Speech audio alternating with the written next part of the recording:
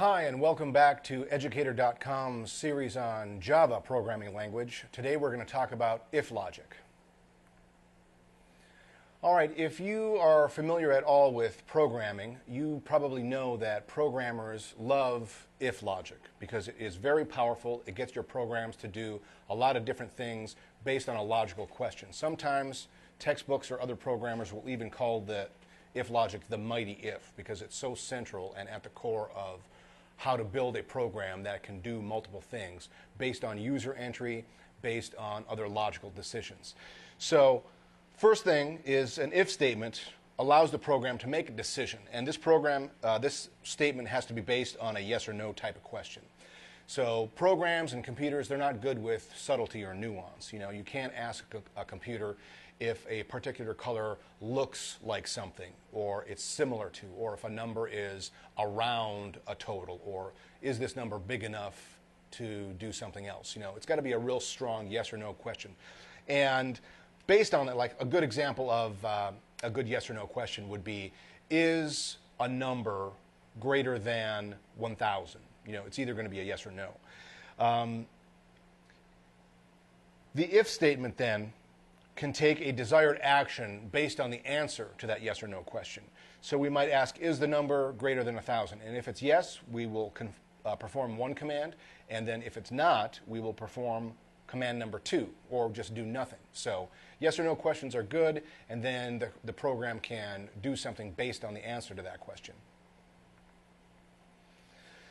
Now, in Java, as with a lot of other programming languages, conditional statements, in other words, if logic, usually take one of 4 different forms. First of all, we might have a single if statement. And that if statement will execute a code that comes after that only if that condition is true. If it's false, it'll do nothing. If you want to have more than one logical possibility, in other words, a binary choice, then you might use if-else logic. And that'll execute one block of code if the condition or the answer to that question is true. It'll execute another block if the condition is false. So then it's, think of it as like a fork in the road. You need to go one way or the other way, and you've only got 2 choices, and the program is going to have to take one of those 2 choices. There is no third choice yet. If you have a third choice, then you want to use what we call if-else if, or multiple if statements, and sometimes they'll refer to these as nested if statements. So you've got one if statement, and then you make a logical choice based on that question, and then you go to the next if statement, make a logical choice based on that one, then go to the next one. And so it's one if leads to the next, one if else leads to the next if else, until you finally either get a yes answer or it gets to the final else, and then that's the default. If the answer wasn't yes to any of the preceding questions, it'll just do the final else statement. So that allows the program to choose a block of code from many possibilities, as many as you want. Now, that can get tedious if you're putting all those if-else statements together. So a simplified process is using a switch statement. And a switch statement will take logical choices and present the program with multiple cases. And so it'll switch from case to case based on some logical decision that it makes. We'll see examples of all of these things in action when we look at our code today. All right, when programmers are mapping out their ideas, sometimes it's a lot easier to think like a human being and write things in what we call pseudocode. And pseudocode gives the programmer the ability to map out his or her thoughts on paper in natural language, instead of having to go right to keywords and commands and hard coding. So a couple examples of what we might consider pseudocode. It's like a math word problem. And you might say something like, we want the user of our program to enter 2 numbers. So right away we know that we're talking about getting user input. So we have the user enter 2 numbers, and then just add those 2 numbers together, and then display the sum to the user. So a simple calculator task like that. That'll look very different and much more complicated in Java code itself, but at least now we have cemented in our mind what we want the program to do. Another example might be setting up a variable. We might say we want the program to set up a variable, and we're going to call that variable x. And we want to say let x equal a user entered integer, so a user is going to enter a number, and then we're going to set up an if statement, and we want to say if that variable x, if x is equal to or greater than 100, so that's a good logical yes or no question. There's no wiggle room there. It's either going to be equal to or greater than 100, or it's going to be less than. Or in other words, it's either going to be equal to or greater than 100, or it's not going to be equal to or greater than 100. That's a good if logic, yes or no question. All right, so we say if x is equal to or greater than 100, then we want to multiply that number by 2 and display it in blue. So you can get your if statement to perform tasks based on the answer to that question, and that task could be anything. It could be doing math on something, adding numbers together, multiplying them together, displaying text in a certain way, displaying certain language, returning certain text from the user, asking the user a follow-up question. You can have it do anything you want. All right, so we've set up this question. If x is equal to or greater than 100, multiply it by 2 and display it in blue. That's the yes answer, if it is. What do we want to have happen if it's not?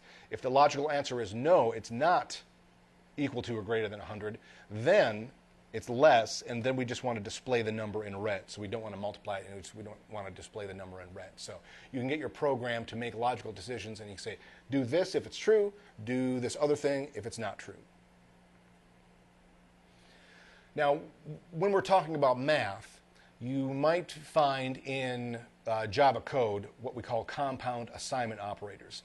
And I just want to alert you to what these are so that if we see them in code in this lesson or in later lessons, you realize that at first a compound assignment operator looks like a mistake because it doesn't make algebraic sense. But it's a way to simplify and reduce the number of keystrokes as you're programming in Java. And a lot of other programming languages use this technique too. So in these examples we're going to look at, let's assume that x equals 5 are variables that we're setting up, x equals 5 and y equals 2. So if we just use an equals operator, we might say x equals y, or because we've already established that x is 5 and y is 2, to set that up to be a true statement, we'd say x minus 3 equals y. So 5 minus 3 equals 2. All right, that is a possibility. That's true. All right, now, if we say plus equals, that's the equivalent. In algebra, we might say x equals x plus y. That means we want the value of x to be increased. But in Java, you might see this in your program. We say x plus equals y. So what does that mean, x plus equals y? That means the same thing as x equals, we're saying now x used to only equal 5. Now we're going to say x equals x plus y. What's x plus y? What's 5 plus 2? X is 7. So that would increase the value of x up to the value of 7. Same thing is true with all the rest of these examples. X minus equals y, x times equals y, x divided by equals y, and then one that you're not familiar with, or you might not be familiar with, I should say, is the modulus operator. So the percent sign is modulus, and what that does is in division, it divides the two numbers, and then instead of returning the result as a floating point digital number, it will only return the remainder. So if we say x divided by y, that would be 5 divided by 2, we actually get 2.5. But you get 2 to go into 5 twice, and then you have a remainder of 1. So actually, if we said x equals x divided by y, we'd get the number 2.5. But if we say x equals x mod or modulus y, we would only get 1 because the remainder after that divisional operation, the remainder is 1. Also, something that you'll do, especially when you're doing math or you're setting up if logic, is you can set up a Boolean logical operator within a statement. And again, we might say x equals 5 here and y equals 3. And the operators are like this. We have the ampersands, the and symbols, and that is the same as and logic. So we might say x is x less than 10 and x is greater than 1. So in other words, both of those things have to be true for the statement to be true. And if we say x is less than 10, well, x is 5, so that's true, yes. And y is greater than 1. Y is 3 in this example, so that is true. So if we say x is less than 10 and y is greater than 1, that would return a true, or then it would, if you put that in a statement, it would evaluate as true. Conversely, we might have OR logic. So, the two main Boolean logical operators are AND and OR.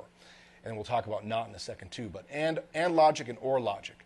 If we say OR, it could be one or the other. So when you're evaluating an OR statement, it's often easier to evaluate that statement as true because it's got more possibilities. It doesn't have to be both of them. It could be one of them, the other one, or it could be both of them, and it will all evaluate as true. So OR logic is always naturally more inclusive, and AND logic is naturally more exclusive. It's easier to qualify under OR logic as opposed to AND logic. So whenever you see a double equal sign, that means it's exactly equal to. And so we might say x is exactly equal to 5. Okay, we know that that's true. And y is exactly equal, or y is exactly equal to 5. Well, that's not true, but this statement would evaluate as true. Why? Because we're saying or logic. So it could be one or the other. And since the first part of that is true, we're safe. It returns as true. If we would say for that to be evaluated as false, both of those things would have to be false. Because only one is false, then it's still true. If this was an AND statement here, then it would evaluate as false. As we see here, x is equal to 2. That's not true. X is equal to 5. X is equal to, or y is equal to 2. That's not true either. Y is 3. So that would evaluate as false because even though it's OR logic, both of those sides of that statement are false. All right, and then the other one is NOT logic, and NOT is represented by the exclamation point. And if we said x equals y, x is 5, y is 3, but that evaluates as true, though, because we're saying x equals y is not the case. And so it gets into, it's like using a double negative oftentimes. It's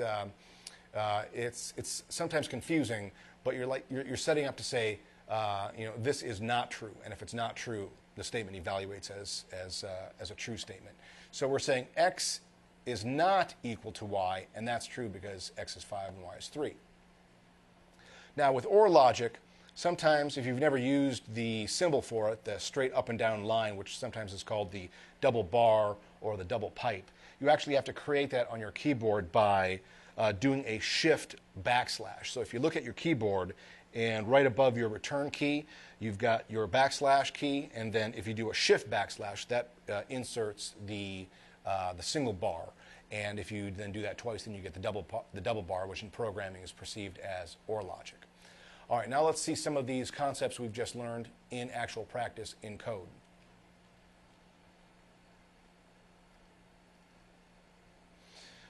All right, our first example here is going to be a program that determines the larger of two numbers. All right, so it's a good yes or no question. Which one is larger?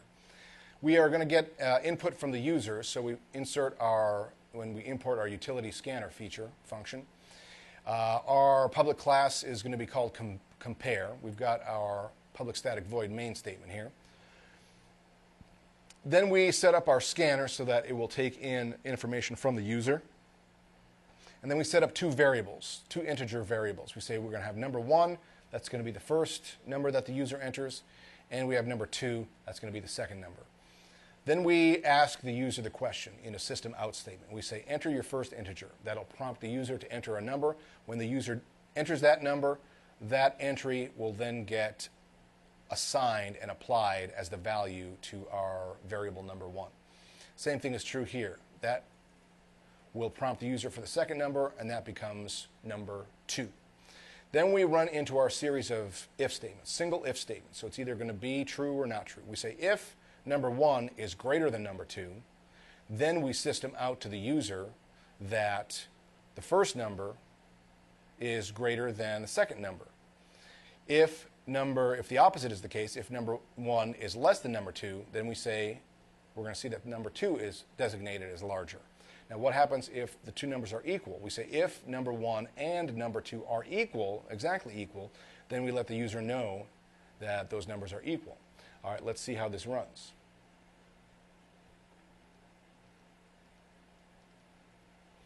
All right, in our folder, I've already compiled this code, so we're just going to go straight to running these programs. And we're going to say Java, and we call this program compare.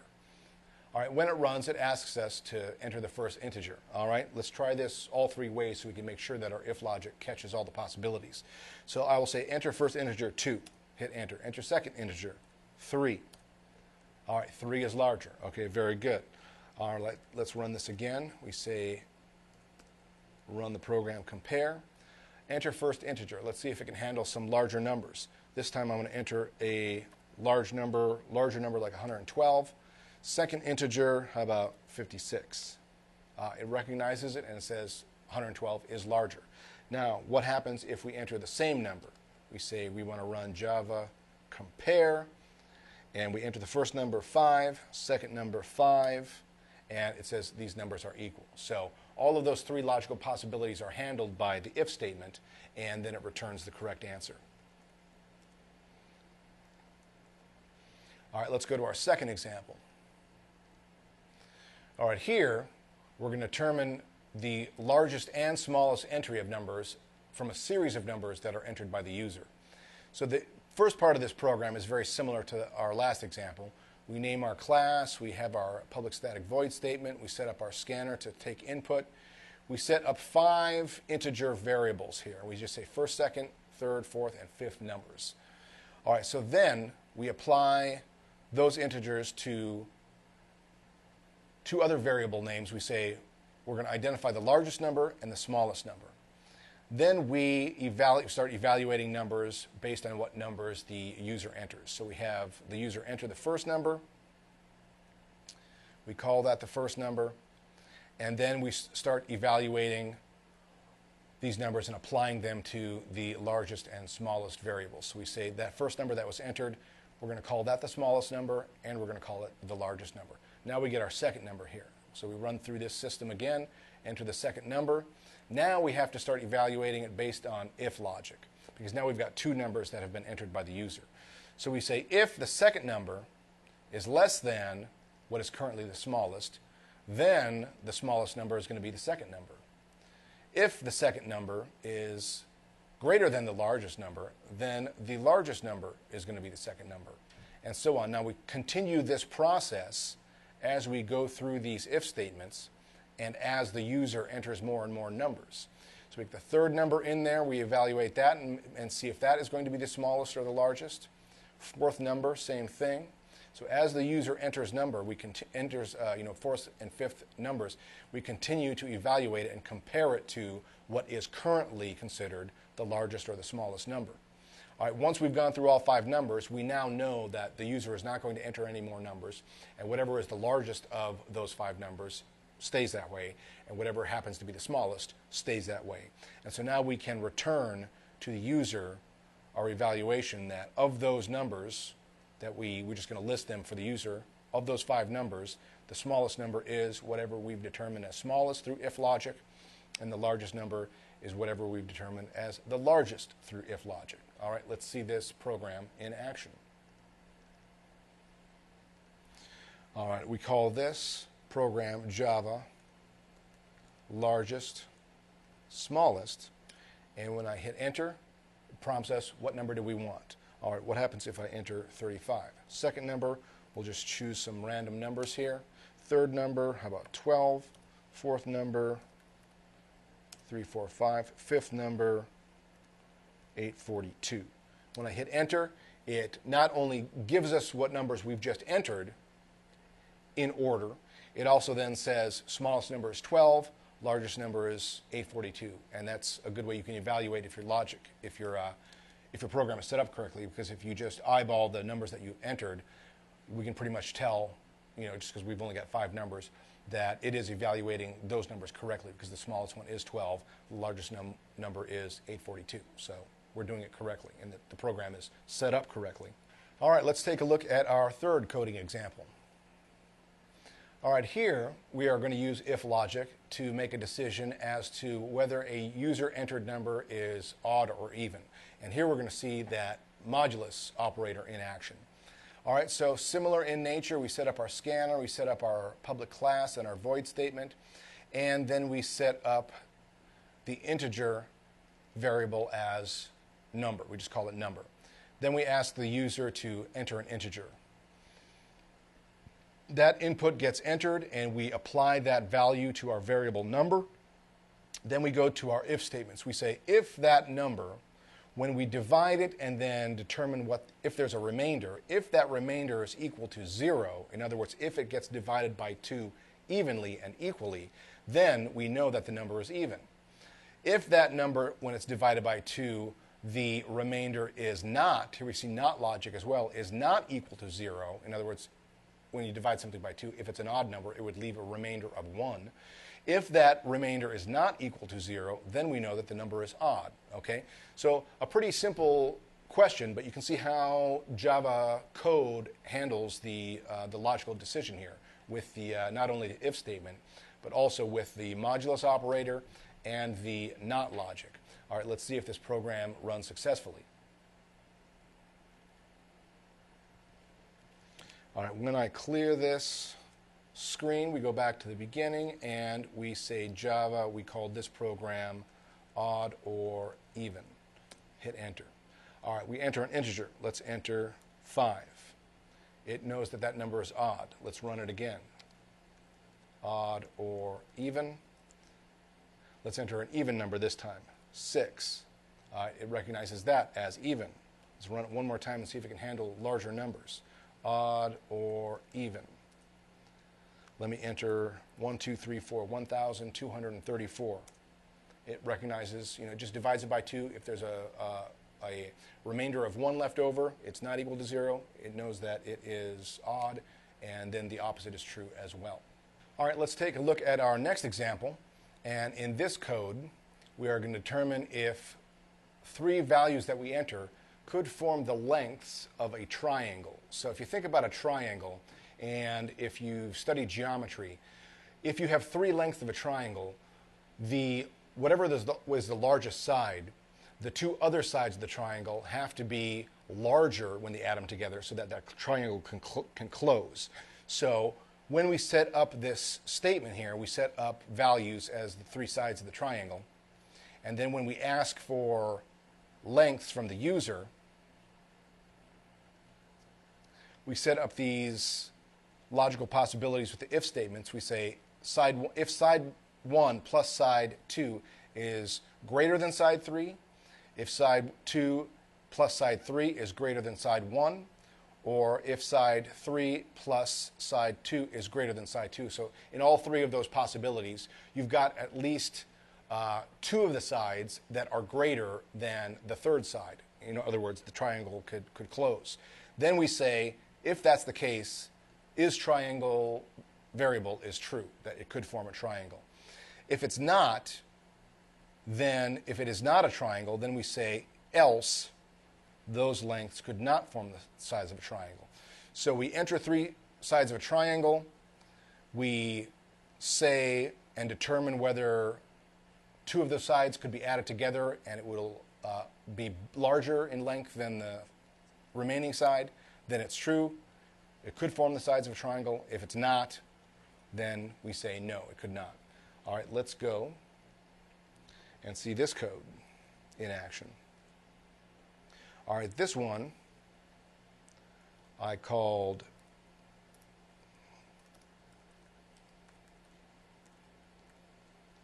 triangle test. And when it runs, it asks us to enter the side of side 1. Let's say 2 and 3 and 6. It says could not form the sides of a triangle because 2 plus 3 is not greater than 6. Let's try this again. What happens if we say 4 and 5 and then a smaller number like 6? Then that could form the sides of a triangle because 4 plus 5 is 9. That is larger than 6, so that triangle will close. See? All right, now, what happened there was we went to the triangle test program, and that is just a side main program here that we've set up so that it will test and make sure that that original triangle program can run. And so this testing program calls the class in our original triangle. and it calls the application check sides. If we go back to our original triangle,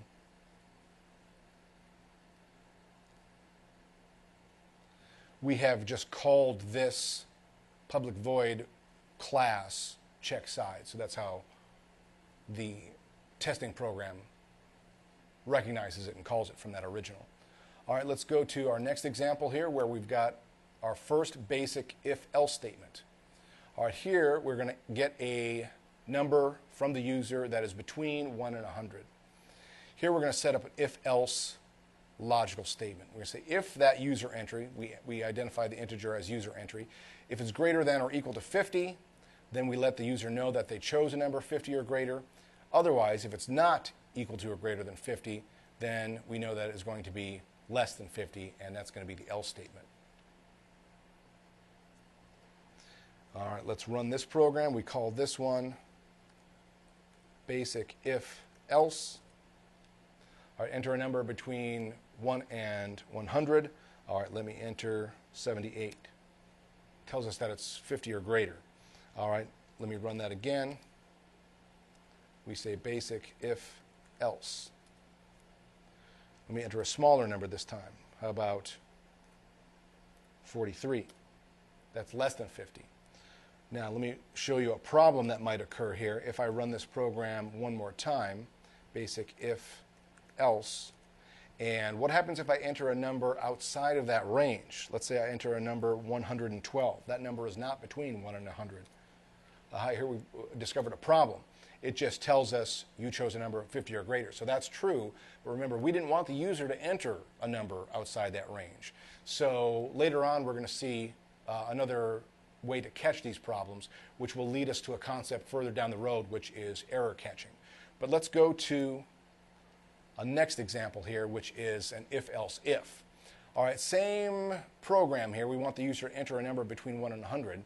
But here we get to the point where we've got more than 2 logical possibilities, because we want to determine if it's from the upper quarter of the 100 total, third quarter, in other words, between 50 and 75, second quarter between 25 and 50, or if it's less than 25 in the lower quarter. So here, because we've got 4 possible things that we want to have determined, we use an if statement that leads to the next else if, which leads to the next else if, which leads to the final else. So as it goes through that logical progression, it will determine and find which 25% that number that we entered is located.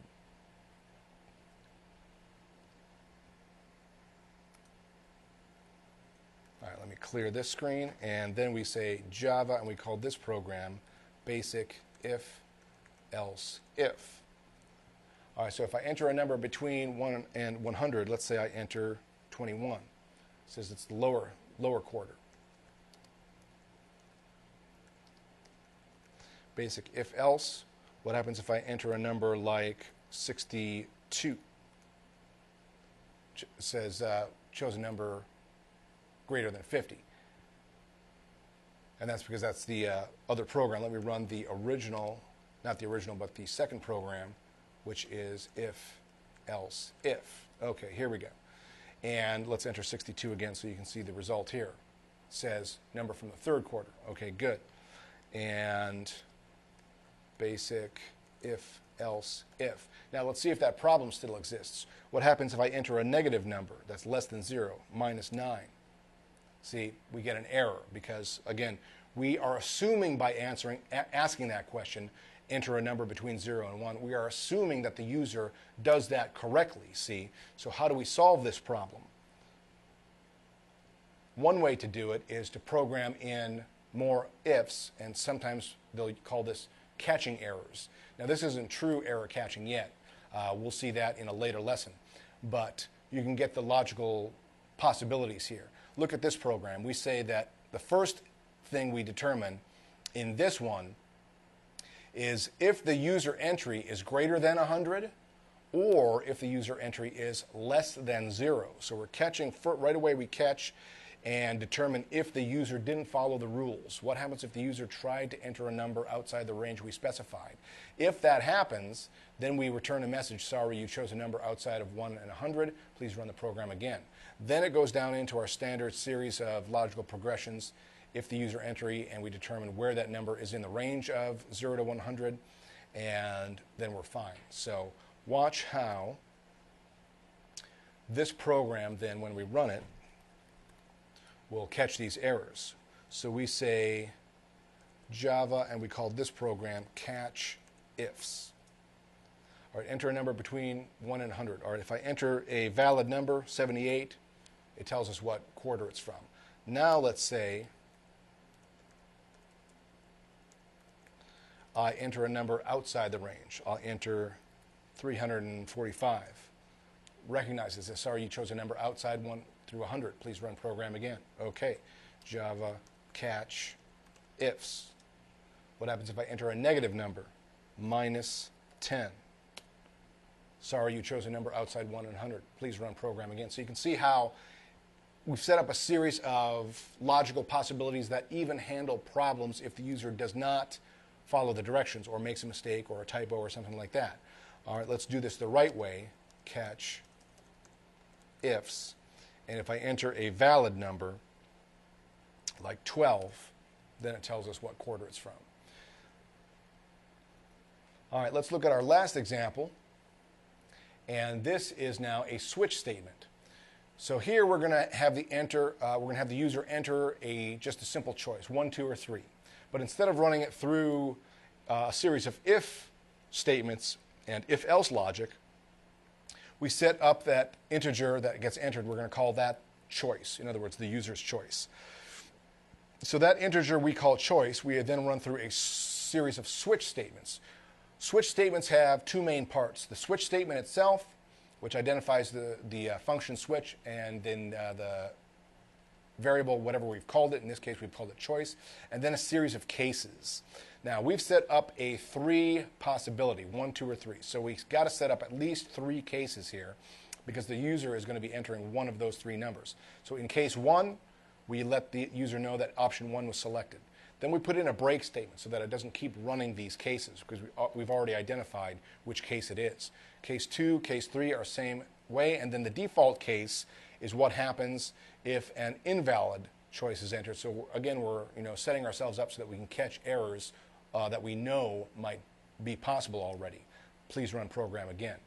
All right, so let's see this program in action. Let me clear the screen. And here we say Java. We call this program basic switch. All right, so we enter a choice. All right, I'm going to enter 1. It correctly identifies that we've selected option 1. Let's run it again. What happens if I enter 2? Yes, it returns correctly that we've entered that option.